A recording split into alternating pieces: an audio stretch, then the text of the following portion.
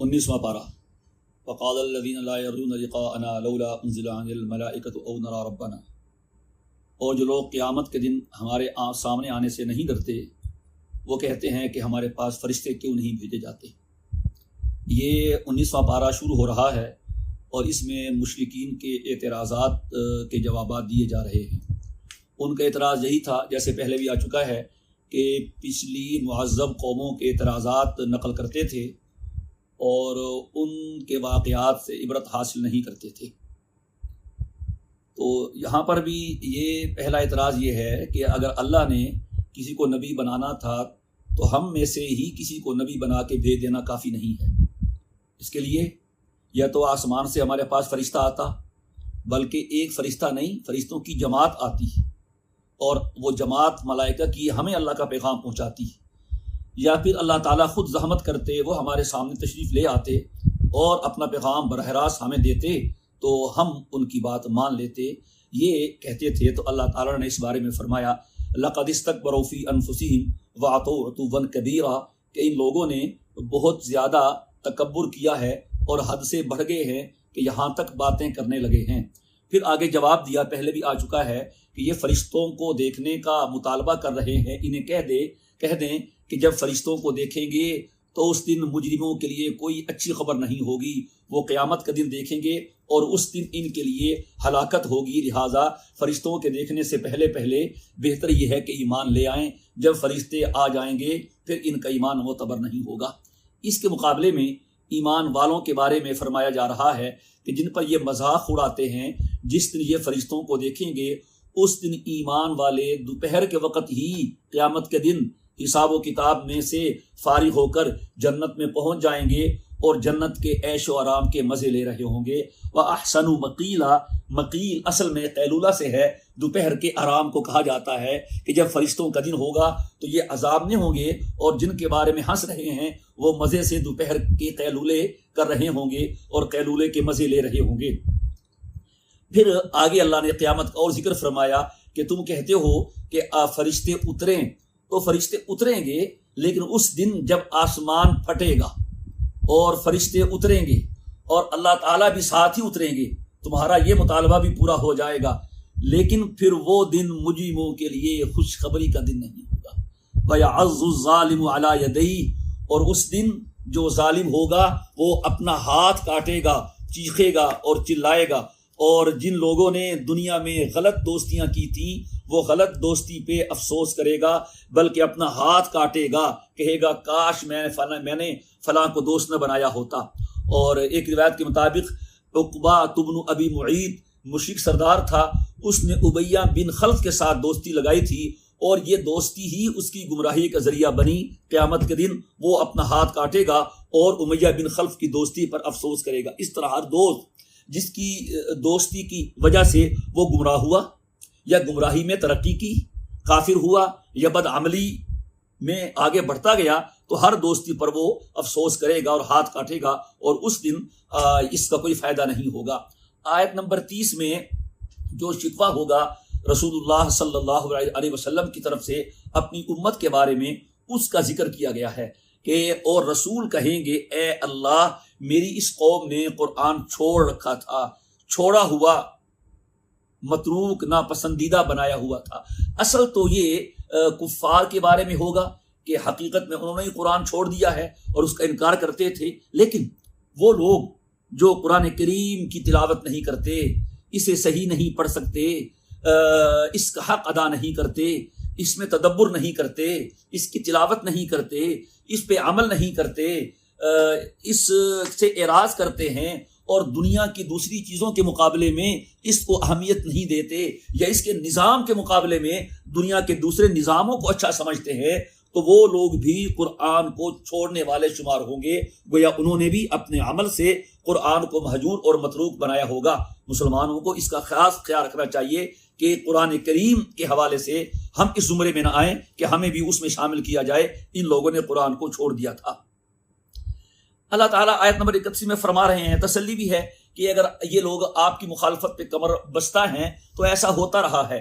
طریقہ یہی ہے کہ جب بھی کوئی صاحب حق کی آواز دے کے اٹھتا ہے تو جرائم پیشہ لوگ، مخالف لوگ نبی کی مخالفت پہ کمر بستہ ہو جاتے ہیں، لہٰذا آپ ان کا کوئی بھی خیال نہ کریں، ان کی فکر نہ کریں، جو ہم آپ کو دے رہے ہیں آپ اس پہ توجہ کریں اور اپنا جو منصب نبوت و رسالت ہے اس کی بجا آوری کے لیے اپنی کوششیں اور تیز کریں اور ان کے طعنوں کو ذرا بھی اہمیت نہ دیں۔ آیت نمبر 32 میں ان کا ایک اور سوال نقل کیا گیا ہے، جب نہ ماننا ہو پھر اعتراض ہی ہوتا ہے۔ کہتے تھے جی ہم تو قرآن مان لیتے، لیکن قرآن آپ کا عجیب ہے، موسیٰ پہ تورات اکٹھی اتری تھی، عیسیٰ علیہ السلام پہ انجیل اکٹھی اتری تھی، داؤد علیہ السلام پہ زبور اکٹھی اتری تھی، اور یہ قرآن ہے اتنا اتر رہا ہے، کبھی ایک آیت، کبھی دو آیتیں، کبھی سورت۔ تو لولا نزل علیہ القرآن جملۃ واحدہ، کہ اکٹھے ایک دفعہ ہی قرآن کیوں نہ اتر گیا؟ ارے کم بختو، جب تھوڑا تھوڑا اتر رہا ہے تم اس کو نہیں مان رہے، تم نے اکٹھے کو کہاں ماننا تھا؟ اس کا جواب یہ دیا کہ ہم اس لیے تھوڑا اتار رہے ہیں تاکہ اس کا سمجھنا آسان ہو اور قوم کو سمجھانا آسان ہو، اور آپ ٹھہر ٹھہر کے اس کو پڑھیں، جتنا اترے گا روزانہ اس سے آپ کے دل کو تسلی حاصل ہوگی۔ تو اس سوال کا جواب یہی ہے کہ بس ہم اتارنے والے ہیں، یہ ہم جانتے ہیں اکٹھے اتارنا ہے یا تھوڑا تھوڑا کر کے اتارنا ہے، ہمیں تمہارے مشورے کی ضرورت نہیں ہے، ماننا ہے مانو، نہیں ماننا ہے جاؤ، نہ مانو جہنم میں جاؤ۔ آگے موسیٰ علیہ السلام کی قوم کا ذکر ہے، حضرت نوح علیہ السلام کی قوم کا ذکر ہے، سورہ اعراف میں، سورہ ہود میں تذکرہ ان کا آ چکا ہے۔ ساتھ میں ذکر ہے وعاد و ثمود و اصحاب الرس۔ اصحاب الرس کون ہیں؟ رس عربی میں کنویں کو کہا جاتا ہے، کنویں والے۔ صحیح قول کے مطابق اس سے قوم سمود کے باقی ماندہ لوگ مراد ہیں جو کسی کنویں پر آباد ہوئے تھے، اور ان کے بارے میں اور بھی مختلف آباد ہیں، تفصیلی حالات معلوم نہیں ہیں۔ شاہ عبد القادر رحمہ اللہ تعالیٰ کے بارے میں یہ لکھتے ہیں کہ یہ وہ لوگ تھے کنویں والے جنہوں نے اپنے رسول کو کنویں میں بند کر دیا تھا، پھر ان پہ عذاب آیا، پھر اللہ نے اپنے نبی کو کنویں سے باہر نکالا، واللہ تعالی عالم۔ پھر آگے فرمایا آیت نمبر 40 میں کہ وَلَقَدْ أَتَوْا عَلَى الْقَرْيَةِ الَّتِي أُمْطِرَتْ مَطَرُ السَّوْءِ، کہ یہ لوگ اس بستی پہ رہیں گئے ہیں جن پہ ہم نے بری بارش برسائی تھی۔ یہ بری بارش والے قوم لوط تھے جن کو پتھروں کے عذاب سے ہلاک کر دیا تھا۔ اگلی آیت میں نبی کریم صلی اللہ علیہ وسلم کو تسلی دی جا رہی ہے، آیت نمبر 41 میں اِذَا رَأَوْكَ إِن يَتَّخِذُونَكَ إِلَّا هُزُوًا، کہ جب آپ کو دیکھتے ہیں تو مذاق کرتے ہیں کہ احاظ الذی بعث اللہ رسول، دیکھو جی اللہ نے اسی کو رسول بنانا تھا، اسی کو نبی بنانا تھا۔ تو ہم ان کا یہ کہنا سن رہے ہیں، آپ ان کا خیال نہ کیجئے، بلکہ جو آپ کے ذمہ کام ہے وہ کرتے رہیے۔ تو اس حد تک انہوں نے نبی کریم علیہ الصلوۃ والسلام سے استہزاء والا معاملہ کیا ہوا تھا، اور کوئی طعنہ ایسا نہیں تھا جو مشرکین مکہ نے یا یہود نے نبی کریم علیہ الصلوۃ والسلام کو نہیں دیا تھا۔ پھر اللہ کی طرف سے تسلی آتی تو سارے طعنوں کی تکلیفیں ختم ہو جایا کرتی تھیں۔ رکوع کی آخری آیت ہے ام تحسبوا ان اکثرهم يسمعون او يعقلون، کیا آپ سمجھتے ہیں کہ یہ لوگ سنتے ہیں سمجھتے ہیں؟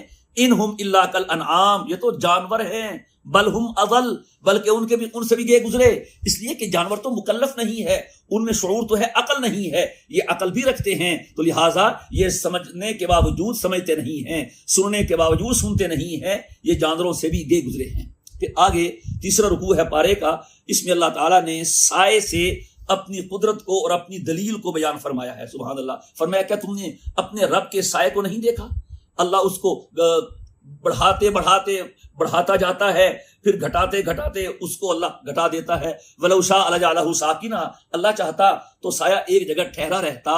یہ اللہ تعالیٰ کی دلیل ہے، اور اس سے اللہ تعالیٰ شاید دنیا کی حقیقت بھی سمجھانا چاہتے ہیں کہ جس طرح سایہ چھوٹا ہوتا ہے، شروع میں دن چڑھتا ہے تو تھوڑا پھر اس کے بعد خوب بڑھ جاتا ہے، جو ہی سورج اوپر آتا ہے کم ہو جاتا ہے، پھر ڈھلنا شروع ہو جاتا ہے، پھر شام سے پہلے ختم ہو جاتا ہے۔ اس میں یہ سبق دینا ہے کہ جس طرح یہ سایہ ہے اس طرح دنیا کی زندگی ہے، چھوٹا ہوتا ہے انسان، بڑھتے بڑا ہو جاتا ہے، پھر اس کے بعد جوانی کے بعد بڑھاپے کے بعد دنیا سے چلا جاتا ہے، یہ جا اور وہ جا۔ تو اس سے دنیا کی حقیقت بھی سمجھانا مقصود ہے۔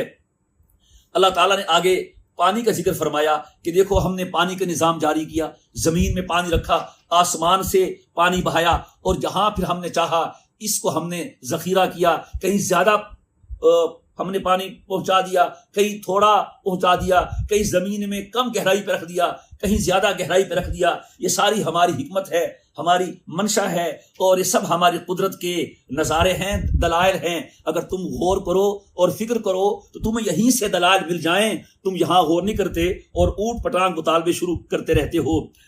آگے فرمایا وَلَوْ شِئْنَا لَبَعَثْنَا فِي كُلِّ قَرْيَةٍ نَذِيرًا، یہ نبی کریم علیہ الصلوۃ والسلام کو تسلی دی جا رہی ہے، اے میرے نبی دیکھیں اگر ہم چاہتے ہر بستی میں، ہر گاؤں میں، ہر شہر میں، ہر علاقے میں، ہر ملک میں نبی بھیج دیتے، لیکن ہم نے آپ کا مرتبہ بلند کرنا تھا، ہم نے آپ کو سب کے لیے نبی بنا کے بھیجنا تھا، اس واسطے ہم نے بستی بستی میں کوئی نبی نہیں بنایا، بلکہ ہم نے آپ کا مرتبہ بڑھایا اور آپ کو خاتم النبیین بنا کے تمام زمانوں کے لیے اور تمام قوموں کے لیے ہم نے آپ کو نبی بنا کے بھیجا ہے۔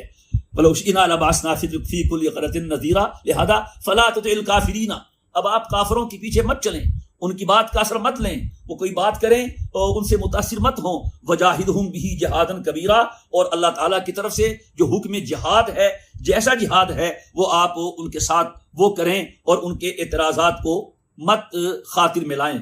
آیت نمبر 53 میں اللہ نے اپنی اور قدرت بیان کی ہے، وہ نشانیاں مانگتے تھے تو نشانیاں دی تو جا رہی ہیں، یہ کہ اللہ پاک نے فرمایا کہ دیکھو کئی مقامات پہ ایسا ہے، دو دریا، دو سمندر آپس میں ملتے ہیں، دریا اور سمندر ملتا ہے، ھذا عذب فرات وھذا ملح اجاج، یہ میٹھا ہے، شیریں ہے، یہ کڑوا ہے، کھاری ہے، رنگ مختلف ہے۔ ہم نے خود دیکھا ہے ساؤتھ افریقہ میں کہ دو سمندروں کا پانی آپس میں مل رہا ہے، یہ نیلا ہے، یہ سیاہ سا ہے، اور بالکل اس میں رکاوٹ ہے، یہ پانی اس میں نہیں ملتا، یہ پانی اس میں نہیں ملتا، تو بھی اللہ تعالیٰ کی قدرت ہے کہ وہ پردے اور حائل کے بغیر ظاہری طور پر ملنے والے پانی کو آپس میں نہیں ملنے دیتا، یہ بھی اللہ تعالیٰ کی قدرت ہے۔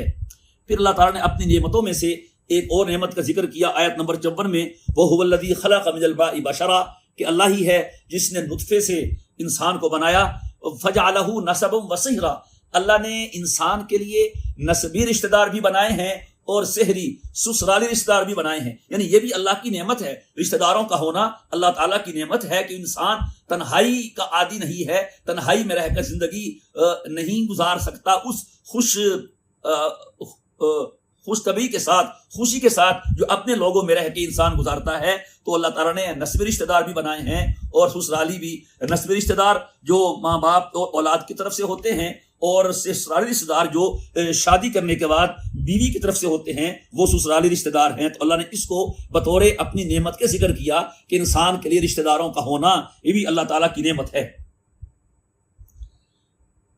پھر آگے آیت نمبر 57 میں فرمایا کہ میں تم سے کوئی معاوضہ نہیں مانگتا، ہاں اگر تم رب کی طرف رجوع کر لو تو یہی میرا معاوضہ ہے، میری بعثت کا معاوضہ یہی ہے کہ تم اپنے اللہ کو مان لو، اللہ کے ساتھ شرک چھوڑ دو اور اس کی توحید کا اقرار کر لو۔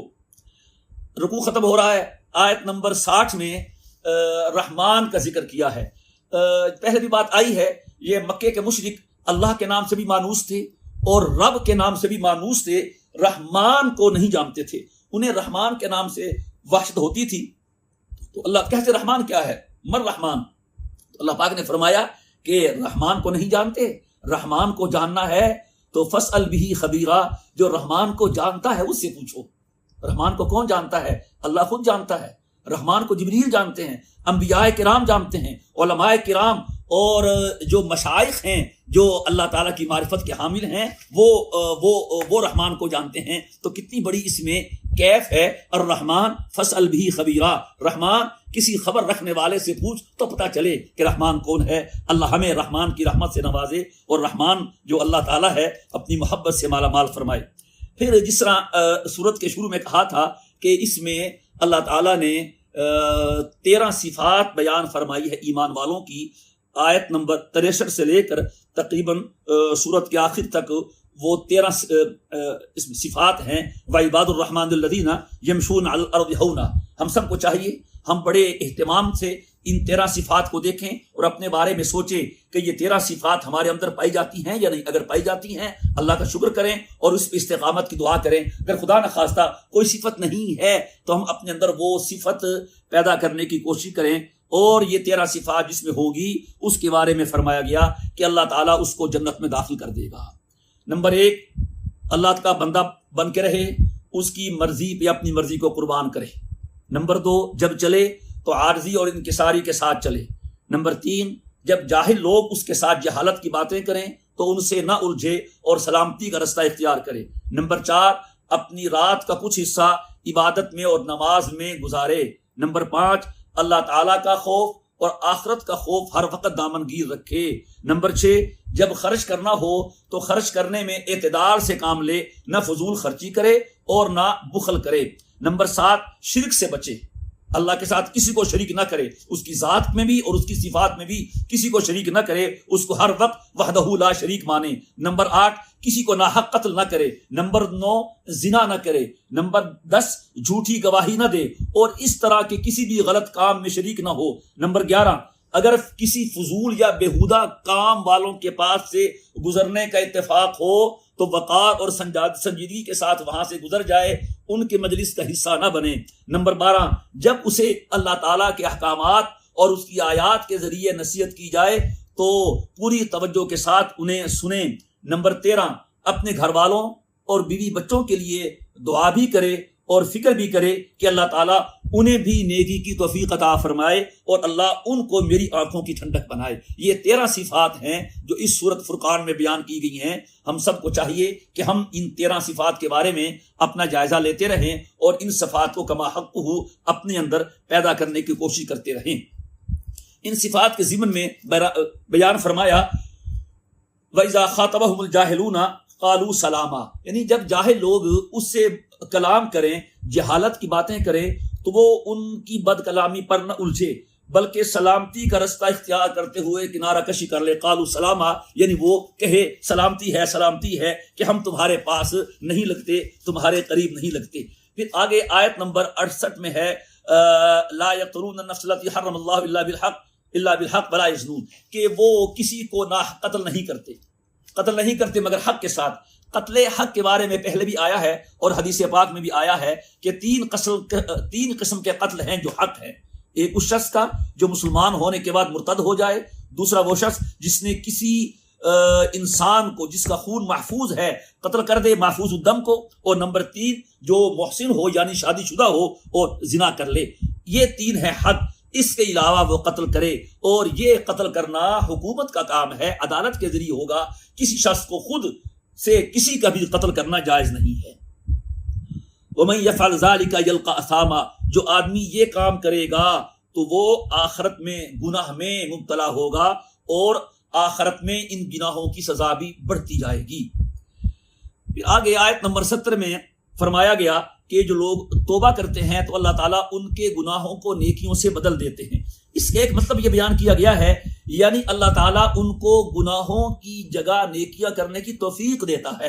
تو گویا پہلے جن جگہوں پر، جن مقامات پر، جن مواقع پر، جن اوقات میں وہ گناہ کرتے تھے، اب اس کی جگہ نیکی کریں گے تو گویا ان کی گناہ نیکیوں سے بدل دیے جائیں گے۔ اور بعض احادیث میں یہ بھی ہے جب آدمی توبہ کرتا ہے، اور بعض توبہ کرنے والوں کی توبہ ایسی ہوتی ہے کہ اللہ تعالیٰ اس کی جگہ گناہوں کو مٹا کر نیکیاں لکھ دیتے ہیں۔ پھر یہ دعا کا ذکر ہے آیت نمبر 74 میں۔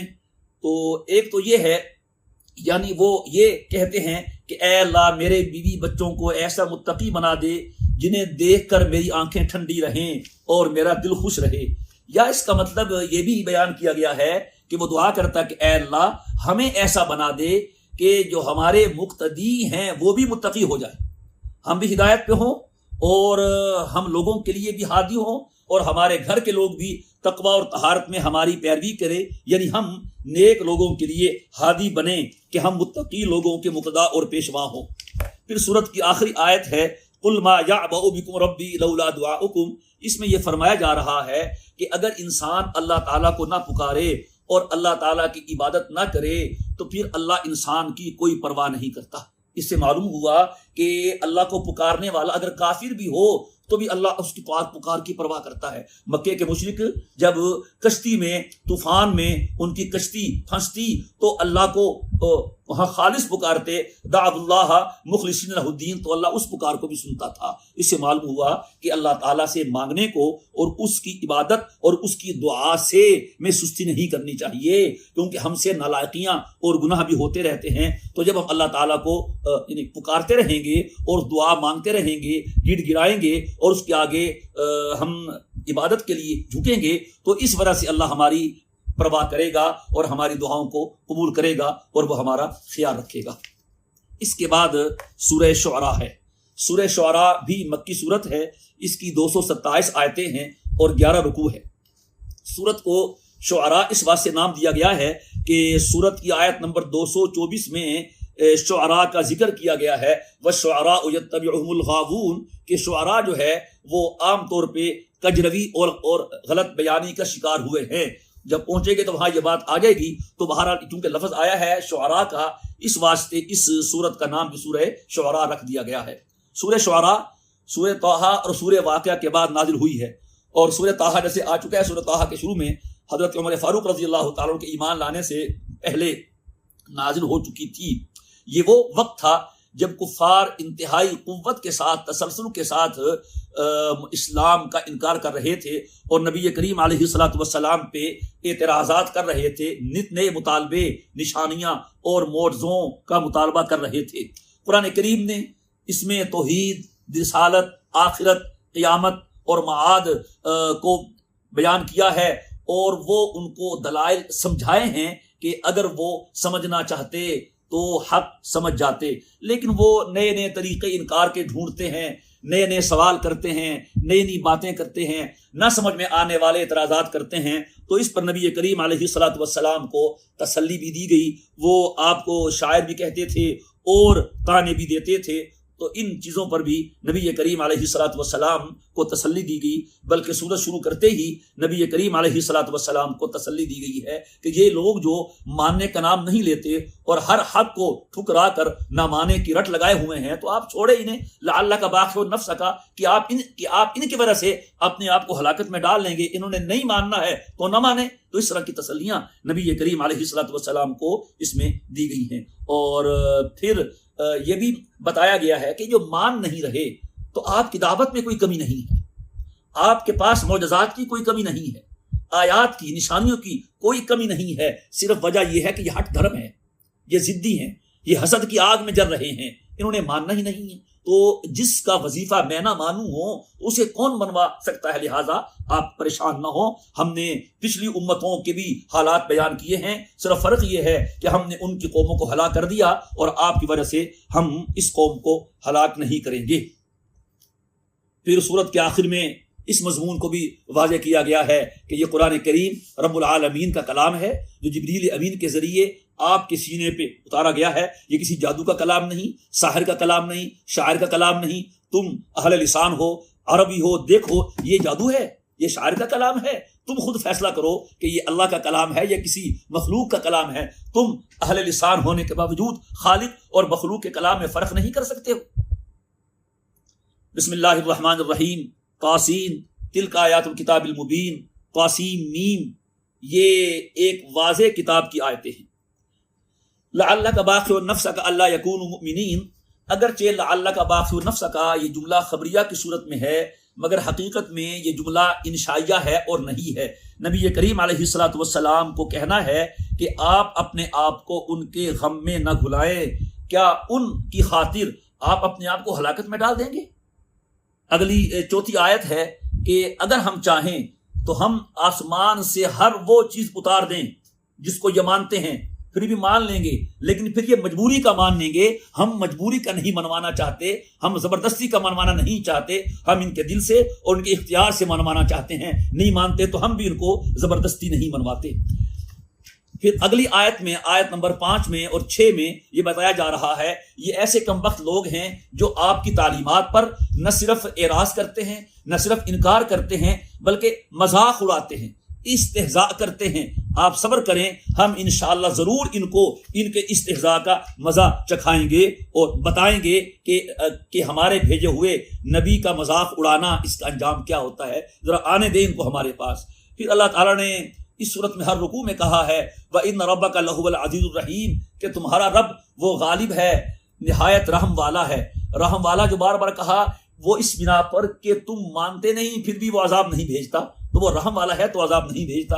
اس کے بعد حضرت موسیٰ علیہ السلام کا واقعہ بیان کیا ہے، وہ تفصیل سے سورہ اعراف میں بھی آ چکا ہے اور سورہ ہود میں بھی آ چکا ہے، سورہ طٰہٰ میں بھی آ گیا ہے، اور آگے 20ویں پارے میں انشاءاللہ اس کی وضاحت مزید آ رہی ہے۔ آگے حضرت موسیٰ علیہ السلام کہہ رہے ہیں وَلَهُمْ عَلَيَّ ذَنْبٌ کہ مجھ سے ایک غلطی ہو گئی تھی تو میں ڈرتا ہوں کہ مجھے قتل نہ کر دیں۔ وہ غلطی یہی ہے کہ موسیٰ علیہ السلام نے مکہ مارا تھا اس کو، اس شخص کو، اور مکہ مارنے سے وہ مر گیا تھا، یہ ان سے غلطی ہوئی ہے۔ اور آگے یہ بھی کہہ رہے ہیں کہ وَفَعَلْتَ فَعْلَتَكَ الَّتِي فَعَلْتَ وَأَنْتَ مِنَ الْكَافِرِينَ قَالَ فَعَلْتُهَا إِذًا وَأَنَا مِنَ الضَّالِّينَ کہ وہ جو مجھ سے مکہ لگا تھا وہ قتل عمد نہیں تھا، بلکہ میں نے تو مظلوم کی مدد کرنے کے لیے مکہ مارا تھا، وہ مر گیا تھا، تو مارنا تو میرا مقصد نہیں تھا۔ آگے فرعون جو کو جب حضرت موسیٰ علیہ السلام نے اللہ تعالیٰ کی دعوت دی اور وہ اپنے آپ کو رب اعلیٰ کہتا تھا، تو موسیٰ علیہ السلام نے فرمایا کہ میرا رب ہے، اس پر ایمان لا۔ تو وہ کہتے ہیں ما رب العالمین۔ یہ ماں جو ہے علماء کرام جانتے ہیں، ہمارے طلباء بھی، جب ماں سے سوال کیا جائے زید الماں ہوا تو سوال اس چیز کی ماہیت کے بارے میں ہوتا ہے اور اس چیز کی حقیقت کے بارے میں ہوتا ہے کہ اس کی حقیقت کیا ہے۔ تو حضرت موسیٰ علیہ السلام نے اس سوال کے جواب میں اللہ تعالیٰ کی صفات بیان فرمائی ہیں۔ رب السماوات والارض وما بینہما، وہ آسمانوں کا رب ہے، وہ زمینوں کا رب ہے، وہ تمہارا رب ہے، وہ تمہارے آباء و اجداد کا رب ہے، یہ باتیں کی ہیں۔ اس پر فرعون نے موسیٰ علیہ السلام کو پاگل کہا اور کہتا ہے کہ ان رسولکم الذی ارسل الیکم لمجنون، کہ یہ پاگل ہے، میں پوچھ رہا ہوں اس سے رب کی ماہیت، رب کی حقیقت، اور یہ بتا رہا ہے رب کی صفت۔ تو اصل بات یہ ہے پاگل وہ خود تھا۔ حضرت موسیٰ علیہ السلام اس کو ماہیت کے بارے میں جو سوال کے جواب میں اللہ کی صفات بیان کر رہے ہیں، بتانا چاہتے ہیں، او پگلے اس کی حقیقت نہیں جان سکتا، اللہ کو اس کی صفات سے پہچانا جا سکتا ہے، اس کی حقیقت کوئی جان ہی نہیں سکتا۔ جس طرح کہ شاعر نے کہا ہے اللہ تعالیٰ کے بارے میں، تو دل میں تو آتا ہے سمجھ میں نہیں آتا، بس جان گیا میں تیری پہچان لے لی۔ یہ اس میں ہے کہ اللہ تعالیٰ کی اس کی صفات سے جانیے اور اس کی ذات سے تم جان ہی نہیں سکتے۔ آگے پھر وہ سارا واقعہ ہے حضرت موسیٰ علیہ السلام کا، اور پھر وہ عصا کا، جادوگروں کا جو پہلے آ چکا ہے۔ پھر اس میں آیت نمبر 44 میں وہ جادوگروں نے قسم کھائی، قالوا بعزت فرعون، ہم فرعون کی عزت کی قسم کھاتے ہیں کہ آج ہم موسیٰ کے مقابلے میں جیت جائیں گے۔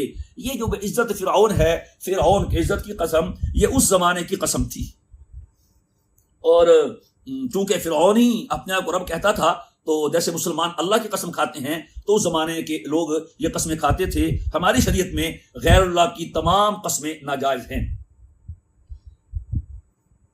پھر اس کے بعد وہ جو جادوگر ہیں، جب انہوں نے موسیٰ علیہ السلام کے معجزے کو دیکھا، عصا کو دیکھا، تو فوراً انہوں نے کلمہ پڑھ لیا، سجدے میں گرا دیے گئے۔ تو اس میں وہ کہہ رہے ہیں آیت نمبر 51 میں کہ ہمیں امید ہے کہ ہمارے گناہ معاف ہو جائیں گے اور ہماری خطائیں معاف ہو جائیں گی۔ یعنی وہ جادوگر کہہ رہے ہیں کہ ہم نے فرعون کے دربار میں سب سے پہلے کلمہ پڑھ کے ایمان قبول کیا ہے، اس پہ ہمیں توقع ہے کہ ہمارا اللہ ہماری پچھلی ساری خطائیں معاف کر دے گا۔ اور یہ حقیقت ہے، جب آدمی مسلمان ہو جاتا ہے تو اللہ تعالیٰ ایمان کی برکت سے اس کے پچھلے سارے گناہ معاف کر دیتا ہے، اور یہی بات وہ جادوگر بھی کر رہے ہیں۔ پھر اس کے بعد حالات ہیں سارے حضرت موسیٰ علیہ السلام کے، ابراہیم علیہ السلام کا واقعہ 8ویں رکوع سے شروع ہوا۔ ابراہیم علیہ السلام کی ایک دعا ہے آیت نمبر 84 میں، وَاجْعَلْ لِي لِسَانَ صِدْقٍ فِي الْآخِرِينَ، کہ اے اللہ بعد والوں میں میرا ذکر خیر جاری کرنا، یعنی مجھے ایسے اعمال اور مجھے ایسا کردار عطا فرما کہ اب بعد میں آنے والی نسلیں ہمارا ہمیشہ میرا ذکر خیر کرے اور میرے رستے پہ چلے۔ یا اس سے مراد نبی کریم صلی اللہ علیہ وسلم کی پیدائش ہے کہ حضور کو میری نسل سے پیدا فرما اور جن کی امت قیامت تک باقی رہے اور ان کی وجہ سے میری تعلیمات زندہ رہیں۔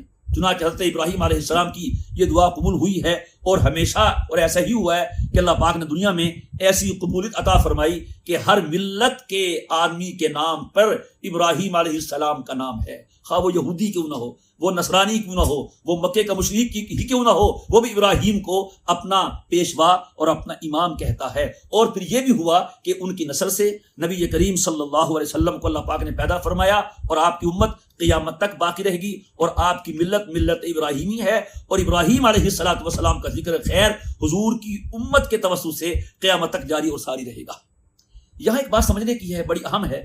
اس سے معلوم ہوا کہ اگر حب جاہ کا خطرہ نہ ہو، ریاکاری کا خطرہ نہ ہو، دکھلاوا مقصود نہ ہو، عمل بھی درست ہو اور نیت بھی درست ہو، تو آدمی دین کی خاطر، آخرت کے فائدے کی خاطر اور دین کے فائدے کی خاطر لوگوں سے اپنی تعریف اور اپنی مدح کی خواہش رکھے تو یہ درست ہے۔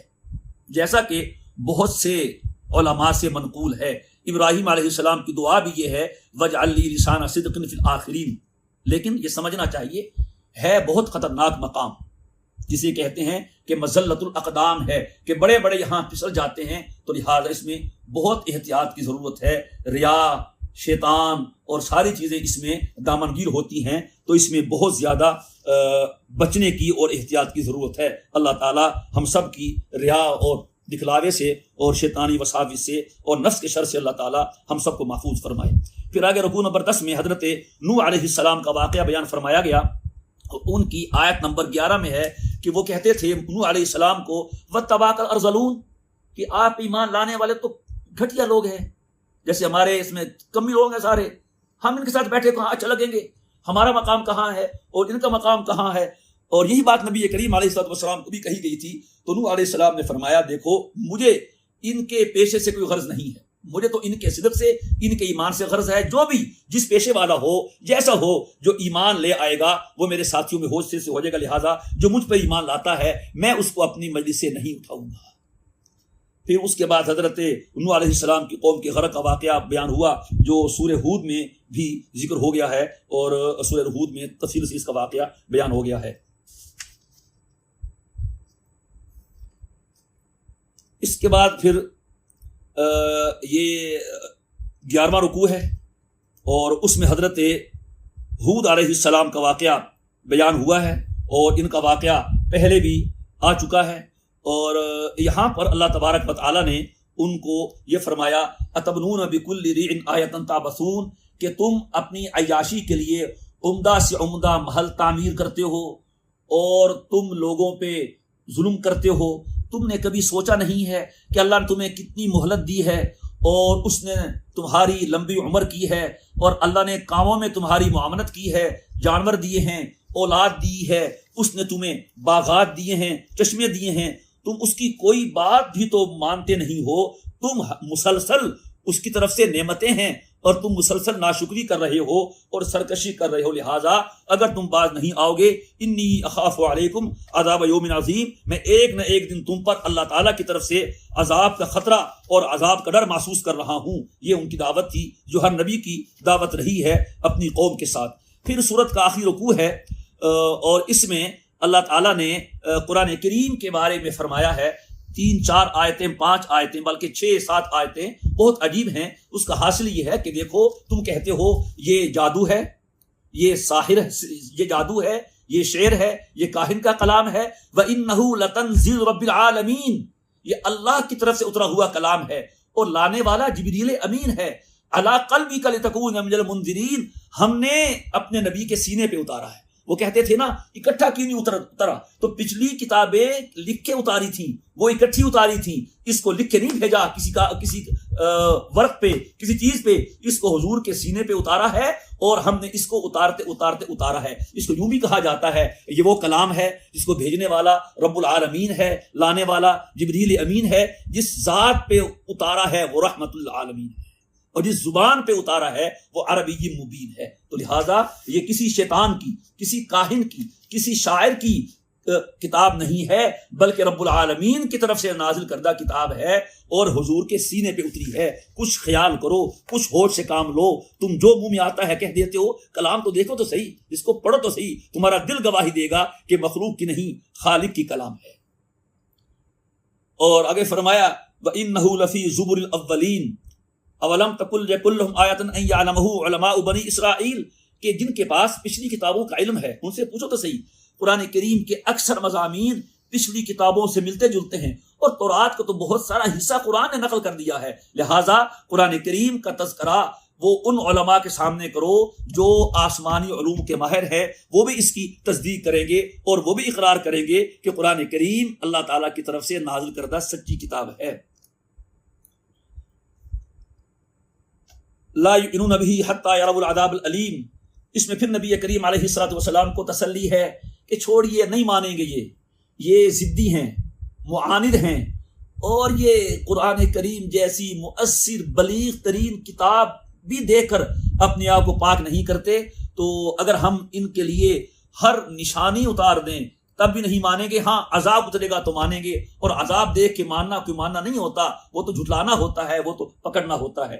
پھر افبعذابنا یستعجلون، اور ان کا ذکر کیا ہے کہ یہ کہہ رہے ہیں اگر آپ سچے ہیں ہم جھوٹے ہیں، عذاب آ جائے، عذاب آ جائے، عذاب آ جائے۔ اللہ تعالیٰ کہتے ہیں کہ جب عذاب آئے گا تو پھر یہ ایسے پکڑے جائیں گے اور پھر یہ بہت منتیں کریں گے، اور پھر ان کو اس وقت کا رونا اور چیخنا چلانا کوئی فائدہ نہیں دے گا، لہٰذا ابھی جلدی نہ کریں، ابھی مہلت ہے، ہماری مہلت سے فائدہ اٹھا لیں۔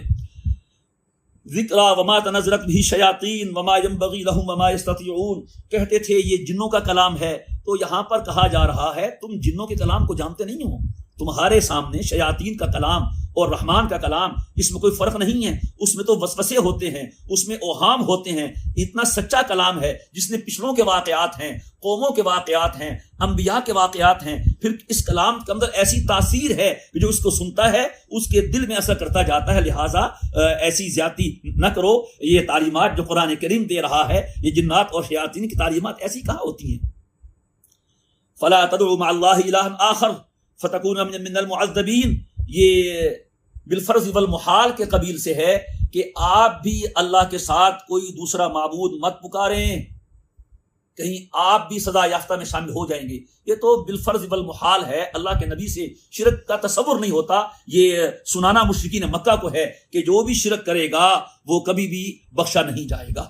پھر آگے آیت نمبر 214 میں وَأَنذِرْ عَشِيرَتَكَ الْأَقْرَبِينَ، یہ فرمایا گیا کہ اپنے قریبی رشتہ داروں کو ڈرائیں، چنانچہ نبی کریم علیہ الصلوۃ والسلام نے اپنے تمام رشتہ داروں کو اکٹھا کیا اور سب کو آپ نے اللہ کا پیغام سنایا، کیونکہ ان کا حق بھی زیادہ ہوتا ہے، اور آدمی جو بھی بھلائی کرنا چاہے اس کی خواہش ہوتی ہے کہ میں بھلائی پہلے اپنے لوگوں کے ساتھ کروں، اپنے خاندان کے لوگوں کے ساتھ کروں، بھلائی دوسرے لوگوں کو فائدہ پہنچانے کے۔ اس بات سے اللہ پاک نے کہا کہ اپنے قریبی رشتہ داروں کو ڈرائیں۔ نبی کریم علیہ الصلوۃ والسلام نے اپنے چچاؤں کو، اپنی پھوپھی کو اور اپنی بیٹی تک کو اللہ کا پیغام سنایا اور فرمایا تم اپنا بندوبست کر لو، کل قیامت کے دن میں اللہ سے تمہیں نہیں بچا سکتا۔ اس آیت پہ اللہ نبی کریم علیہ الصلوۃ والسلام نے یوں عمل فرمایا۔ پھر آیت نمبر 221 میں فرمایا گیا هل انبئکم علی من تنزل الشیاطین، کہ کیا میں تمہیں بتاؤں کہ شیاطین کس چیز پہ اترتے ہیں؟ یعنی تم یہ کاہنوں کا کلام کہتے ہو، جنوں کا کلام کہتے ہو، شاعروں کا کلام کہتے ہو، تم تھوڑا سا عقل سے کام لو، سمجھ سے کام لو، تمہیں فرق واضح ہو جائے گا کہ جو قرآن کریم کے اندر تاثیر ہے کاہنوں کے کلام میں اور جنوں کے کلام میں یہ تاثیر ہوتی ہے۔ قرآن پڑھنے پڑھانے والوں نے جو ایک معاشرہ قائم کیا ہے، میرے نبی کے ساتھ جو لوگ لگے ہیں اور جو ان کے قریبی ہوئے ہیں، ان پر جو اثر ہوا ہے، تو کیا ایسا معاشرہ یہ شاعر اور ساحر اور کاہنوں نے کبھی پیدا کیا ہے؟ تو ایسی باتیں کیوں کرتے ہو جو حقیقت کے بھی خلاف ہیں؟ دوسرا اعتراض یہ تھا لوگوں کا کہ آپ شاعر ہیں، تو اللہ پاک نے یہ جواب دیا ہے کہ کیا شاعر کا کلام ایسا ہوتا ہے؟ سورہ یاسین میں فرمایا وما علمناہ الشعر وما ينبغي له، نہ ہم نے آپ کو شعر کا علم دیا ہے اور نہ ہی آپ کے مناسب ہے۔ ان هو الا ذکر وقرآن مبین، یہ تو سراپا نصیحت ہے، شعر نہیں ہے اور واضح قرآن ہے۔ تو لہٰذا یہاں تو ایمان کی باتیں ہیں، تقوی کی باتیں ہیں، امانت دیانت کی باتیں ہیں، اعمال و اخلاق کی باتیں ہیں، جنت جہنم کی باتیں ہیں، اور وہاں تو تخیلات ہوتے ہیں، افسانے ہوتے ہیں اور اس قسم کی اوٹ پٹانگ ہوتی ہے۔ تو یہ کہاں شعر اور کہاں یہ کلام؟ تو ایسا کیوں کہتے ہو کہ جس کو تم خود بھی غلط سمجھتے ہو؟ اور شعراء کے بارے میں فرمایا انہم یقولون ما لا یفعلون، عام طور پہ شاعروں کے ہاں سچ جھوٹ کی تمیز نہیں ہوتی، فی کل وادی یہیمون، ہاں الا الذین آمنوا، یہ کچھ شاعروں کا استثناء ہے، کچھ شاعر اچھے بھی ہوتے ہیں. حسان بن ثابت تھے، خود نبی کریم علیہ الصلوۃ والسلام کے سامنے بیٹھ کے آپ کے حمد نعتیہ اشعار سناتے تھے، جن شعراء کے کلام میں حمد ہے، نعت ہے، نیکی کی رغبت ہے، کفر کی معصیت کی رد ہے، ظلم کی رد ہے، ایمانیات کو بڑھانے کا مضمون ہے. ایسی شاعری نہ صرف جائز بلکہ مستحسن ہے. بسم اللہ الرحمن الرحیم. سورۃ النمل. سورہ نمل بھی مکی ہے، اس کی 93 آیتیں ہیں اور 7 رکوع ہیں. سورہ نمل کی 8 آیت نمبر 18 میں نمل یعنی چونٹی کا ذکر ہے. چونٹی کو عربی میں نمل کہتے ہیں. حتی اذا اتوا علی باد النمل قالت نملۃ یا ایھا النمل ادخلوا. تو نمل چونٹی کے نام پہ یہ سورت ہے کہ اس کا واقعہ بیان ہوا، اسی نسبت سے اس کا نام بھی سورۃ النمل رکھا گیا. سورہ نمل مکی سورت ہے اور مکی صورتوں کے مضامین اس میں بیان ہوئے ہیں. توحید کا بیان ہے، رسالت کا بیان ہے، قیامت کا بیان ہے، آخرت کا بیان ہے، پچھلی قوموں کے حالات بیان کیے گئے ہیں. حضرت سلیمان علیہ السلام کا واقعہ بیان ہوا ہے، جنہیں انسانوں کے علاوہ جنات پر، درندوں پر، پرندوں پر اور ہواؤں پر حکومت عطا کی گئی تھی، ان کو مسخر کیا گیا تھا، اس کا ذکر ہے. اور توحید کے بڑے واضح اور نمایاں حقائق اور دلائل بیان کر کے مشرکین مکہ سے سوال کیا گیا ہے کہ کیا عقیدہ توحید سچ ہے یا کفر و شرک پر مبنی عقیدہ سچ ہے؟ کیا زمین و آسمان کے یہ ان گنت دلائل جو توحید باری تعالیٰ کے دلائل دے رہے ہیں یہ صحیح ہے یا شرک کو ماننے والا مشرک وہ صحیح ہے؟ لیکن انسان جب ایک چیز کو نہ ماننے کا فیصلہ کر لیتا ہے اور انکار پہ کمر بستہ ہو جاتا ہے اور میں نہ مانوں کا اصول اپنا لیتا ہے، پھر دنیا کی کوئی طاقت اسے حق اور سچ بات نہیں منوا سکتی. یہی حال مشرکین مکہ کا تھا کہ انہوں نے نہ ماننے کا فیصلہ کر رکھا تھا. اس لیے پچھلی قوموں کے حالات و واقعات، ان کے عبرت ناک واقعات، توحید آخرت کے دلائل، عقلی دلائل، نقلی دلائل اور زمین و آسمان میں پھیلے ہوئے بے شمار دلائل قدرت جو بار بار بیان کیے گئے، ان پہ ان دلائل کا کوئی بھی اثر نہیں ہوا. سورت میں 2 ٹوک اور فیصلہ کن الفاظ میں یہ کہہ دیا گیا ہے جو شخص آخرت میں ایمان یعنی جو شخص آخرت میں نیکی لے کے آئے گا، نیکی سے مراد ایمان اور عمل صالح لے کے آئے گا، وہی کامیاب ہوگا. اور جو شخص آخرت میں بدی یعنی کفر و شرک لے کے آئے گا اسے اوندے منہ جہنم میں پھینک دیا جائے گا. اللہ ہم سب کو بچائے. سورہ نمل سورہ شعراء اور سورہ قصص کے درمیان نازل ہوئی تھی اور ان دونوں صورتوں کے درمیان یہ موجود ہے. اور اس صورت میں نمل کا واقعہ بھی بیان ہوا ہے جو حضرت سلیمان علیہ السلام کے ساتھ پیش آیا تھا، اور اسی واسطے اس کا نام سورہ نمل ہے. بسم اللہ الرحمن الرحیم. طاسین تلک آیات القرآن و کتاب مبین. طاسین یہ قرآن کی اور ایک واضح کتاب کی آیتیں ہیں. سورت کی آیت نمبر 4 میں یہ فرمایا گیا کہ جو لوگ آخرت پہ ایمان نہیں رکھتے ہم نے ان کے لیے ان کے اعمال مزین کر دیے ہیں. یعنی جو برے اعمال ہیں، اعمال بد ہیں، منکرین کی نظروں میں وہی اعمال مزین کر دیے گئے ہیں، چنانچہ وہ ان برے اعمال کو خوشنما سمجھتے ہیں اور اسی میں مگن رہتے ہیں. وہم یعمہون، چنانچہ وہ بہکے پھرتے ہیں. اللہ بچائے. دوسرا مطلب یہ بھی بیان کیا گیا ہے کہ ہم نے تو نیک اعمال ان کے لیے مزین کیے تھے لیکن انہوں نے نیک اعمال کی طرف توجہ نہیں کی اور اعمال بد ہی میں مگن ہو گئے. پہلا مطلب زیادہ راجع قرار دیا گیا ہے. پھر اس کے بعد حضرت موسیٰ علیہ السلام کے واقعے کو بیان کیا گیا ہے اور حضرت موسیٰ علیہ السلام کے واقعے میں جو ان کا کوہ طور پہ جانا اور وہاں پر کھڑے ہونا، آگ کے لیے جانا، وہ سارا واقعہ پہلے آ چکا ہے. اس میں آیت نمبر 8 میں فرمایا فلما جاءہا، جب موسیٰ علیہ السلام اس آگ کے پاس آئے تو نودیا انبوری کا من فی النار، انہیں آواز دی گئی کہ اس آگ میں برکت ڈال دی گئی ہے. یعنی آپ کو جو آگ نظر آ رہی ہے در حقیقت وہ آگ نہیں بلکہ اس میں تو برکت ڈالی ہوئی ہے. وہ آگ نہیں ہے، وہ اللہ کے نور کی تجلی ہے اور ہے بھی مبارک. اور اس کے اندر اور اس کے آس پاس جو فرشتے ہیں وہ بھی برکت والے ہیں. پھر عصا کا واقعہ ذکر کیا کہ جب عصا کو پھینکنے کا حکم ہوا، تفصیل پہلے آ چکی ہے. تو پھر موسیٰ علیہ السلام ڈرنے لگے بتقاضۂ بشریت، تو اس پہ کہا گیا لا تخف، اے موسیٰ نہ ڈریے، یعنی آپ ہمارے قرب میں پہنچ گئے ہیں، یہاں تو سکون ہی سکون ہوتا ہے، اطمینان اطمینان ہوتا ہے، یہاں ڈرنے سے کیا کام، آپ کو ڈرنا نہیں چاہیے۔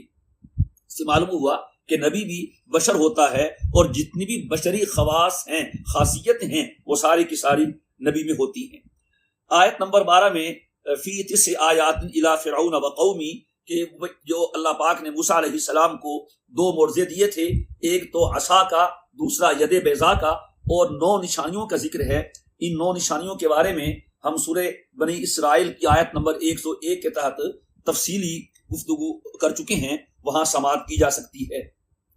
پھر اللہ تعالیٰ نے اس رکوع کے آخر میں فرعون کی قوم کا ذکر کیا، اور آخر میں فرمایا فانظر کیف کان عاقبۃ المفسدین، اب دیکھو ان فسادی لوگوں کا کیسا انجام ہوا، یعنی پانی میں ڈوب کے ہلاک ہو گئے، پھر دریا نے ان کو باہر پھینک دیا، اور بے گور و کفن پڑے رہے، اور پھر ہم ان کو عبرت کا نشانہ بنائے رہے، اور پھر قیامت آخرت میں جہنم کی آگ میں جلیں گے۔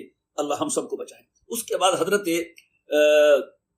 داؤد اور حضرت سلیمان علیہ السلام کا ذکر فرمایا، اور تقریباً یہ 2 رکوع میں، یعنی آیت نمبر 15 سے لے کر آیت نمبر 44 تک یہ حضرت سلیمان علیہ السلام کا واقعہ بیان کیا جا رہا ہے۔ اس میں حضرت سلیمان اور داؤد علیہ السلام دونوں کے بارے میں فرمایا کہ ہم نے داؤد اور سلیمان کو علم عطا کیا تھا۔ پہلے بات آ چکی ہے کہ حضرت داؤد والد تھے اور سلیمان ان کے بیٹے تھے، دونوں نبی تھے، دونوں کو اللہ پاک نے علم و حکمت سے نوازا تھا، اور سلطنت کا علم بھی اللہ نے ان کو عطا فرمایا تھا۔ یہاں ایک بات قابل غور ہے، فرمایا ان دونوں نے کہا الحمدللہ الذی فضلنا علی کثیر من عبادہ المؤمنین، اے اللہ آپ کا شکر ہے کہ آپ نے ہمیں اپنے بہت سے بندوں پہ برتری عطا کی ہے، سارے بندوں پہ فضیلت نہیں دی، بہت سے بندوں پہ دی ہے، اس لیے کہ ایک شخصیت ہے جس کو سارے بندوں پر کیا بلکہ ساری مخلوق پہ برتری دی گئی ہے، وہ جناب نبی کریم صلی اللہ تعالی علیہ وسلم ہیں۔ آگے آیت نمبر 16 میں فرمایا جا رہا ہے وَوَارِثَ سُلَيْمَانُ دَاوُودَ، کہ ہم نے وارث بنایا سلیمان کو داؤد کا، یعنی حضرت سلیمان چونکہ بیٹے تھے اور داؤد باپ تھے، تو سلیمان اپنے باپ داؤد کے وارث بنے۔ یہاں یہ سمجھ لیجئے کہ حضرت داؤد کے اور بھی بیٹے تھے، بعض حضرات نے ان کے 10 تک بیٹے ذکر کیے ہیں۔ قرآن کریم نے یہاں صرف حضرت سلیمان کی وراثت کا ذکر کیا ہے، باقی بیٹوں کی وراثت کا ذکر نہیں کیا، تو معلوم ہوا یہاں مالی وراثت مراد نہیں ہے بلکہ علمی اور نبوت کی وراثت مراد ہے۔ اگر مالی وراثت ہوتی وہ تو سارے بیٹوں کو اور ساری اولاد کو ملتی ہے، اور اسی سے معلوم ہوا جو صحیح بخاری شریف میں حدیث آتی ہیں کہ اللہ کے نبی نحنو معاشر الانبیاء لا نورث ما ترکنا صدقہ، کہ انبیاء وہ کسی کو وارث نہیں بنا کے جاتے، جو چھوڑ کے جاتے ہیں وہ اللہ کے راستے میں صدقہ ہوتا ہے۔ تو نبی کی جو وراثت ہوتی ہے وہ علم میں ہوتی ہے، حکمت میں ہوتی ہے، مال میں دولت میں نہیں ہوتی۔ اسی واسطے حضور کا ارشاد ہے ان العلماء ورثۃ الانبیاء، کہ انبیاء کے وارث علماء ہوتے ہیں، ان کے رشتہ دار ان کے وارث نہیں ہوتے ہیں۔ آگے فرمایا اسی آیت میں علمنا منطق الطیر، خود کہہ رہے ہیں سلیمان علیہ السلام اے لوگو مجھے اللہ تعالیٰ نے پرندوں کی بولی عطا کی ہے۔ اس سے معلوم ہوا کہ ہر مخلوق کی زبان ہے، ہر مخلوق آپس میں بات کرتی ہے، حتیٰ کہ چونٹیاں بھی باتیں کرتی ہیں، لیکن ہمیں ان کی باتوں کا پتہ نہیں چلتا۔ اللہ تبارک و تعالی نے سلیمان علیہ السلام کو یہ معجزہ عطا کیا تھا کہ وہ چرندوں کی اور پرندوں کی حتیٰ کہ چونٹیوں کی باتیں بھی سن لیتے تھے، سمجھ لیتے تھے۔ آگے آیت نمبر 17 میں حضرت سلیمان علیہ السلام کے لشکر کا ذکر کیا جا رہا ہے کہ ان کا لشکر بہت بڑا ہوتا تھا، اور اس میں جن بھی ہوتے تھے اور اس میں انسان بھی ہوتے تھے اور ان میں پرندے بھی ہوتے تھے۔ وَحُشِرَ لِسُلَيْمَانَ جُنُودُهُ مِنَ الْجِنِّ وَالْإِنسِ وَالطَّيْرِ فَهُمْ يُوزَعُونَ، حضرت سلیمان علیہ السلام کے لیے ان کے لشکر میں جو جنوں اور انسانوں اور پرندوں میں سے تھے جمع کر دیے گئے تھے، اور وہ ایک نظم و ضبط میں رکھے جاتے تھے۔ اس سے معلوم ہوا کسی بھی کام کو کرنے کے لیے نظم و ضبط کا ہونا ضروری ہے، پھر وہ کام صحیح انجام پاتا ہے۔ لشکر میں انسان بھی تھے، جن بھی تھے، پرندے بھی تھے، اس کے باوجود وہ تمام سارا لشکر جو ہے وہ نظم و ضبط کا پابند تھا، اور لشکر کی کثرت کے باوجود اس میں نظم و ضبط کی کوئی خلاف ورزی نہیں ہوتی تھی۔ اس سے معلوم ہوا جو آدمی بھی کسی ادارے کا، کسی جماعت کا، کسی قسم کا بھی کوئی چھوٹا یا بڑا کام کرنا چاہے تو اس کو نظم و ضبط کے اندر لے کے کرے تو کام صحیح ہوگا، وگرنہ وہ کام بگڑ جائے گا۔ آگے اسی کا ذکر ہے آیت نمبر 18 میں، حتی اذا اتوا علی وادی النمل، جب حضرت سلیمان علیہ السلام کا یہ لشکر چونٹیوں کی بستی میں پہنچا۔ مختلف علاقوں میں چونٹیوں کی بڑی بڑی بستیاں پائی جاتی ہیں، جیسا کہ مورخین نے اور مفسرین نے بھی اس کا ذکر فرمایا ہے۔ چنانچہ حضرت سلیمان علیہ السلام کا گزر بھی کسی ایسی بستی پہ ہوا کہ جو چونٹیوں کی بستی تھی، ان کا پورا نظم ہوتا ہے۔ دو مخلوق ہیں، ایک چونٹی اور ایک شہد کی مکھی، ان میں بہت نظم و ضبط ہے، کنٹرول ہے ان کا، اور ان میں باقاعدہ پورے محکمے ہیں اس کو مخلوق کو کنٹرول کرنے کے لیے۔ تو جو چونٹی مأمور ہوگی حفاظت پہ، اس نے بتایا ہوگا، اور قالت نملۃ یا ایھا النمل ادخلوا مساکنکم، او چونٹیو سب اپنے اپنے بلوں میں گھس جاؤ، ایسا نہ ہو کہ دیکھو سلیمان آ رہے ہیں، ان کا لشکر بھی آ رہا ہے، کہیں انہیں پتہ بھی نہ چلے اور تم سب ان کے پاؤں میں روندی جاؤ۔ یہ انہوں نے بات کی، اور سلیمان علیہ السلام نے یہ بات سمجھ لی۔ اس سے معلوم ہوا کہ یہ چونٹیاں ہمیں نظر آتی ہیں، یہ باقاعدہ ان کی آپس میں کلام ہوتی ہے، گفتگو ہوتی ہے، اور اس کے مطابق یہ چلتی رہتی ہیں، کتنی لمبی سیدھ لائن بنا لیتی ہیں، کوئی چیز وہاں گر جائے ان کی خوراک میں فوراً بو سو کیا جاتی ہیں اور لائن بنا کے اس کو لے کے اپنے بلوں میں گھس جاتی ہیں۔ حضرت سلیمان علیہ السلام نے جب چونٹی کی بات سنی، فتبسم ضاحکا من قولها، تو اس کی بات سن کے خوش بھی ہوئے اور تعجب بھی کیا، اور چونٹی کی بات سے انہیں اللہ تعالیٰ کی نعمتیں یاد آ گئیں، تو اس وقت فوراً اللہ تعالیٰ کی نعمتوں کا شکر شروع کر دیا۔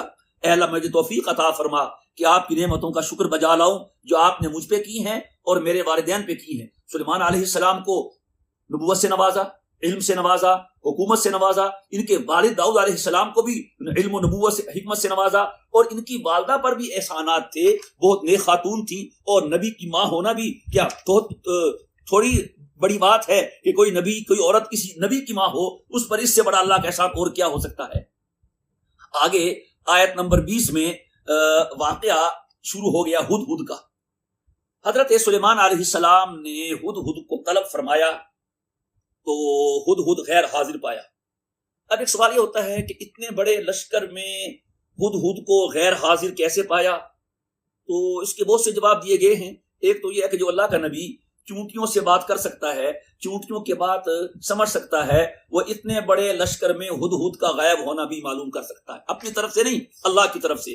جو اللہ انہیں چونٹیوں کی زبان سمجھا دیتا ہے، وہ اتنے بڑے میلوں پہ پھیلے ہوئے لشکر میں ایک ہدہد پرندے کا غائب ہونا بھی معلوم کر سکتا ہے اللہ تعالیٰ کے علم دینے سے۔ اور دوسرا یہ کہا گیا ہے کہ وہ کوئی خاص ہدہد تھا جس کو بلایا جا رہا تھا، اور وجہ یہ تھی کہ وہاں پانی کی ضرورت تھی، جنات سے پانی کی کھدائی کے لیے کام کروانا تھا، لیکن اللہ نے ہدہد کو یہ چیز دی ہے کہ وہ پانی کی گہرائی معلوم کر لیتا ہے کہ یہاں پانی کتنی گہرائی میں ہے، تو ضرورت پیش آئی، اس واسطے کہا ہدہد کہا ہے۔ وتفقد الطیر، کہ وہ تو غیر حاضر ہے۔ جب ہدہد کی غیر حاضری لگی تو فرمایا لأعذبنہ عذابا شدیدا، اچھا آئے گا ہم اس کو سخت سزا دیں گے، ہو سکتا ہے سزا میں ہم اسے ذبح بھی کر دیں۔ اس سے معلوم ہوا اگر کوئی جانور سرکشی کرے، اپنے کام میں سستی کرے، اس کو مناسب سزا دینا جائز ہے۔ مناسب سزا دینا، آج کل یہ گدھا گاڑی والے بیچارے گدھوں کو بے تحاشا مار رہے ہوتے ہیں، گھوڑے والے گھوڑوں کو جو ان کا وہ کوڑا ہوتا ہے چھانٹا، بے تحاشا مارتے ہیں۔ ظلم کرنا جائز نہیں، تنبیہ کے طور پر مناسب سزا دینا جائز ہے، اس آیت سے معلوم ہوا۔ اور یہ حکم بھی صرف پالتو جانوروں کے لیے ہے، مثلا آپ کی گائے ہے، بھینس ہے، بکری ہے، گھوڑا ہے، اونٹ ہے یا گدھا وغیرہ ہے، دوسرے غیر پالتو جانوروں کو سزا دینا جائز نہیں ہے۔ ہاں اگر کوئی جانور کسی انسان پہ حملہ کر دے تو اپنی جان بچانے کی خاطر اس کو سزا دینا، اس کو مارنا تک جائز ہے۔ تو بہرحال فمکث غیر بعید فقال احطت بما لم تحط به، کچھ دیر گزری تھی کہ حضور صاحب آگے اور اپنا عذر پیش کیا، کہنے لگے حضرت میری غیر حاضری کوئی نافرمانی کے طور پہ نہیں تھی، بلکہ میں تو ایک جگہ رک گیا تھا اور ایسی چیز لے کے آیا ہوں بما لم تحط به، کہ جس کا آپ کو علم نہیں ہے۔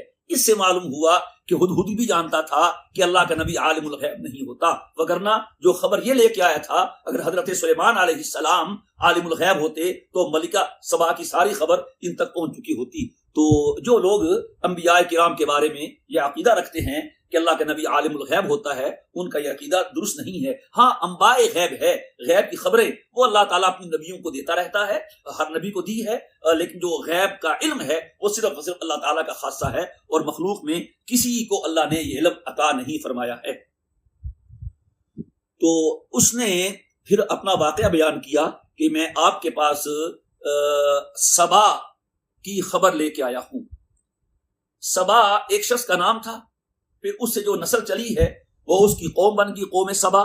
یہ یمن میں رہنے والے لوگ تھے اور ان کے شہر کو بھی سبا کہتے تھے، جو صنعاء سے 3 دن کے فاصلے پر ہے۔ بلقیس خاتون تھی، اسی سبا خاندان میں سے تھی، اور یعرب بن قحطان کی اولاد میں سے ہونے کی وجہ سے یہ لوگ عربی زبان رکھتے تھے، اور یہ سبا ان کی بادشاہ کی عورت تھی۔ تو یہی کہا ہدہد نے، انی وجدت امرأۃ تملکہم، کہ میں نے ایک عورت کو دیکھا ہے جو ان کی مالکہ ہے اور انہیں سب کچھ دیا گیا ہے، یعنی ان لوگوں کو ضرورت کی اور آرام و آسائش کی تمام چیزیں مہیا ہیں ان کے پاس۔ وَلَهَا عَرْشٌ عَظِيمٌ، اور اس سبا کا تو بہت بڑا عرش بھی ہے۔ اس کے بعد پھر یہ کہا اس ہدہد نے، اس سے معلوم ہوا پرندوں میں بھی شعور ہوتا ہے، یہ بھی سب کچھ سمجھتے ہیں، جانتے ہیں، آپس میں تو بات چیت کرتے ہوں گے، ہم ان کی بات نہیں سمجھ سکتے۔ تو وہ ہدہد کہتا ہے حضرت سلیمان علیہ السلام کہ میں نے دیکھا ہے کہ وہ جو لوگ ہیں سبا اور اس کے لوگ، وہ سورج کو سجدہ کرتے ہیں اللہ کو چھوڑ کر۔ شیطان نے ان کے اعمال مزین کیے ہیں اور شیطان نے ان کو سیدھے رستے سے روک دیا ہے، اور وہ ہدایت کے رستے پر نہیں چل رہے۔ جو اگلی آیت ہے، آیت سجدہ نمبر 25 اور 26، دونوں احتمال ہیں کہ یہ بھی ہدہد کا کلام ہو، جب اس نے پہلی باتیں کر دی ہیں، یہ اس نے کہا ہو کہ سجدہ تو صرف اس کو کرنا چاہیے جس نے زمین آسمان کو پیدا کیا ہے، جو ہر ظاہر و باطن کو جانتا ہے، اور اللہ کے سوا کوئی معبود نہیں۔ بلقیس کا کیا عرش ہے؟ عرش تو اللہ کا ہے جو بہت بڑا ہے، اور یہ بھی ہو سکتا ہے کہ اللہ تعالیٰ کا کلام ہو۔ اور جو آیت نمبر 26 میں فرمایا وہ بہت بڑے عرش کا مالک ہے، اس میں جواب آ گیا کہ بلقیس کا عرش کیا ہے؟ عرش تو اللہ کا ہے جو حقیقت میں عرش عظیم ہے۔ اب حضرت سلیمان علیہ السلام نے ہدہد سے ہی کہا کہ اچھا تم نے ایک خبر دی ہے، اب ایسے کرتے ہیں، ہم اس کی تحقیق کرتے ہیں کہ تم سچ بول رہے ہو یا گڑبڑ کر رہے ہو۔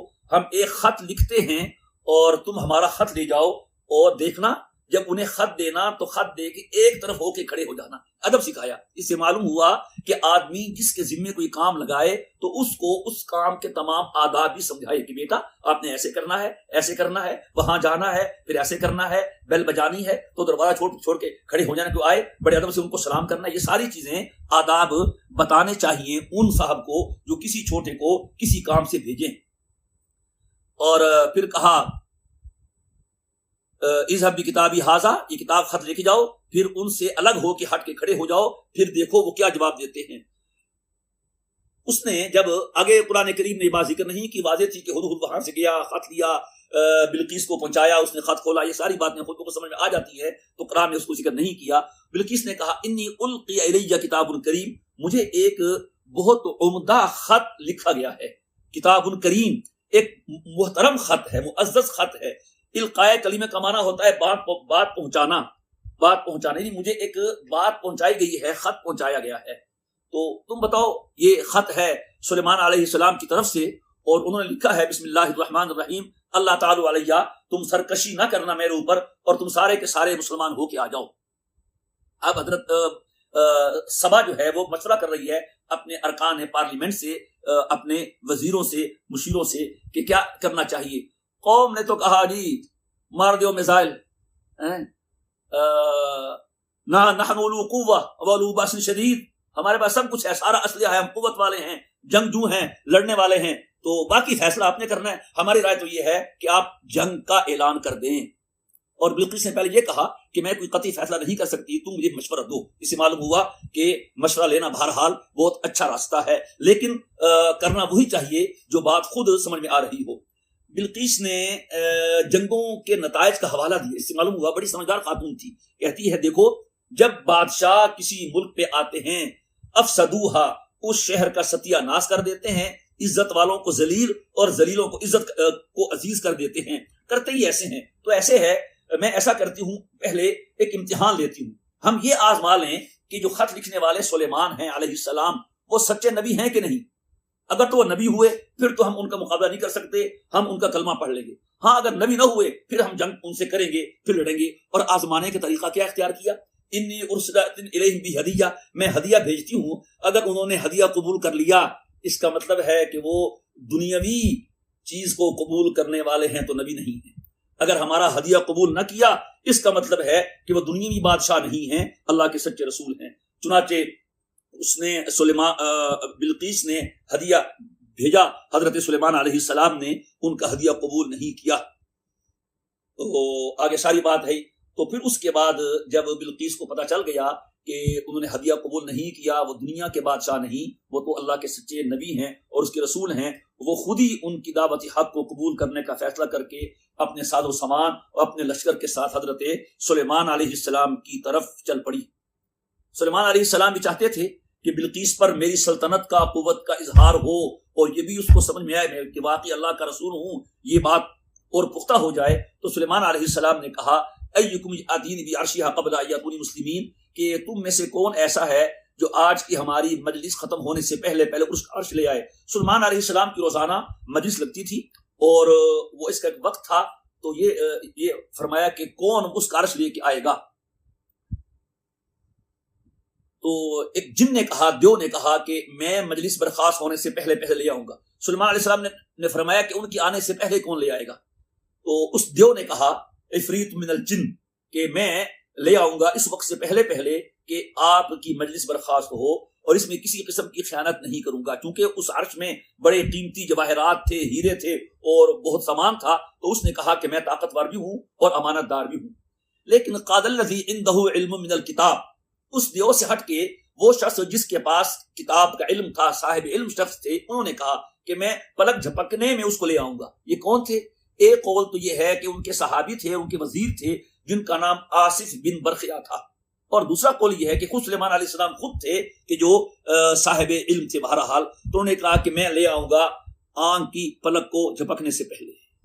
فلما رآہ مستقر عندہ، جب سلیمان علیہ السلام نے دیکھا کہ تخت ان کے سامنے ہے تو فوراً اللہ کا شکر ان کے زبان پہ آ گیا، ھذا من فضل ربی، یہ ہے اللہ والوں کا اور انبیاء کا طریقہ کہ کوئی نعمت دیکھیں، کوئی بھی چیز فوراً کہہ دیں میرے اللہ کا فضل ہے۔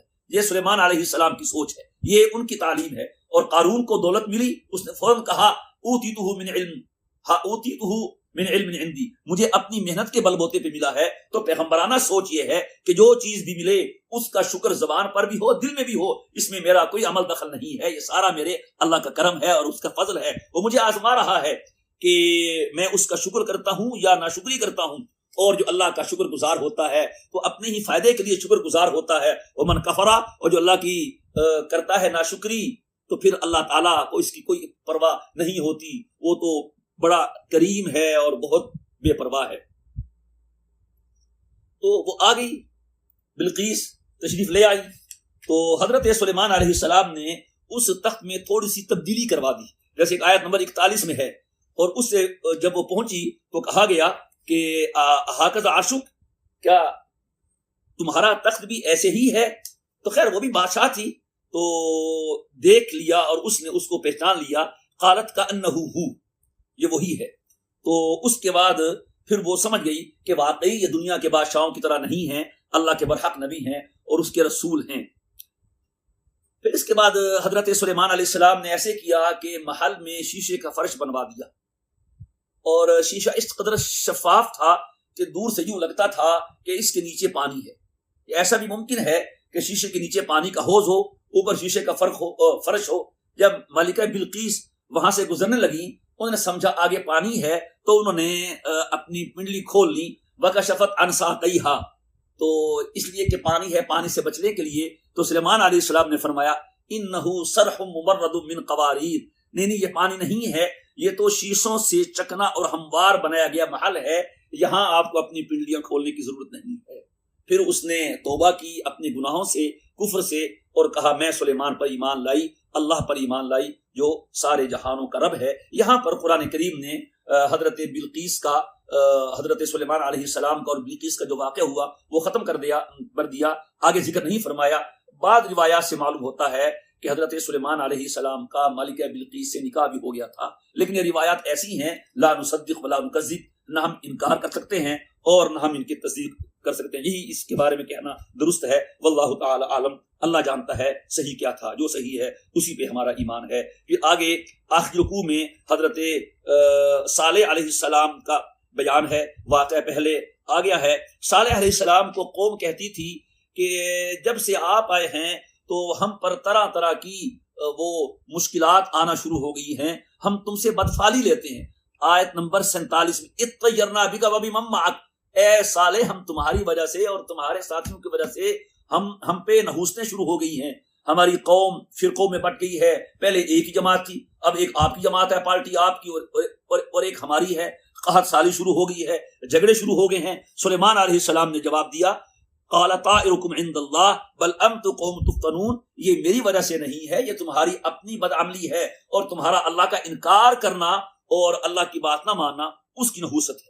وکان فی المدینہ، آیت نمبر 47 میں حضرت صالح علیہ السلام کے شہر میں مدین میں 9 لوگ رہتے تھے جو 9 قبیلوں کے سردار تھے، انتہائی غلط کار تھے، بدکار تھے، اور ہر ایک اپنا قبیلہ اور اپنا جتھا تھا۔ انہوں نے ہی مل کے اونٹنی کو قتل کرنے کا پروگرام بنایا تھا اور بالآخر قتل کر دیا تھا۔ پھر انہوں نے یہ سوچا کہ اگر ہمارے اوپر کوئی عذاب آیا تو وہ صالح علیہ السلام کی وجہ سے آئے گا۔ اب اونٹنی کو قتل کر کے وہ حضرت صالح علیہ السلام کے گھر شب خون مارنے کا اور رات ہی کو ان کو قتل کرنے کا پروگرام بنا کے جا رہے تھے کہ اللہ تعالیٰ نے ان سب کا کام تمام کر دیا اور وہی ان کو ہلاک کر دیا۔ اسی کے بارے میں فرمایا آیت نمبر 50 میں وَمَكَرُوا مَكْرًا وَمَكَرْنَا مَكْرًا وَهُمْ لَا يَشْعُرُونَ، کہ انہوں نے مکر کیا اور پھر ہم نے اس مکر کا جواب دیا، ان کو پتہ بھی نہیں چلا کہ ان کا سارا جو شہر تھا